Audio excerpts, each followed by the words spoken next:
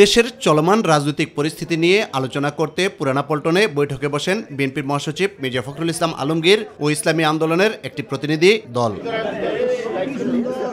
ঘণ্টাব্যাপী বৈঠক শেষে যৌথ সংবাদ সম্মেলনে কথা বলেন ইসলামী আন্দোলনের আমির সৈয়দ রেজাউল করিম ও বিএনপির মহাসচিব মির্জা ফখরুল ইসলাম আলমগীর। টেকসই গণতান্ত্রিক কল্যাণমূলক রাষ্ট্র গঠনে জাতীয় ঐক্য গড়ে তোলা, দুর্নীতিবাজ সন্ত্রাসী খুনি ও টাকাবাজদের কাছে দ্রুত বিচারের আওতায় এনে দৃষ্টান্তমূলক শাস্তির ব্যবস্থা করা, আওয়ামী ফ্যাসিবাদ বিরোধী সকল শক্তি দেশ পুনর্গঠনে ঐক্যবদ্ধভাবে কাজ করবে।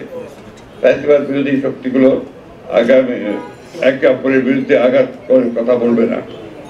আগামীতে যাতে আমেরিকার মতো ফ্যাসিবাদী শক্তি ক্ষমতায় আসতে না পারে সে ব্যাপারে আমরা রাজনৈতিকভাবে ঐক্যবদ্ধ থাকবো। আমরা যেন সুন্দর একটা দেশ সামনে ভবিষ্যতে একাকার হয়ে আমরা গঠন করতে পারি, সেভাবে আপনাদের সহযোগিতা আন্তরিকতা এটা আমরা চাচ্ছি। আর সাথে সাথে যে কথাগুলো আমাদের হয়েছে আমরা তাদের সাথে আমাদের সাথে এবং দেশ এবং মানবতা এবং রাজনৈতিক ব্যাপারে সব বিষয়গুলোই আলোচনাটা আপনাদের সামনে। তারা বলেন জাতীয় ঐক্য গড়ে তোলা ও দ্রুত নির্বাচন আয়োজনে দুদলই কাজ করবে একসাথে।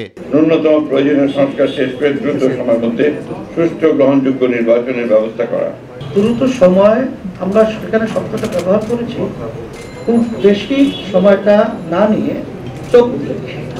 সেই যৌক্তিক সময়টা আমরা বলেছি 1 থেকে 1.5 বছরের এরকম একটা কথা আমরা বলেছি। আর 6 মাস তো প্রায় চলেই গেল, আর 1 বছরের মধ্যেই সুন্দর একটা জাতীয় নির্বাচনের ব্যবস্থা করবে, এটাই আসলে মূলত আমাদের কথা।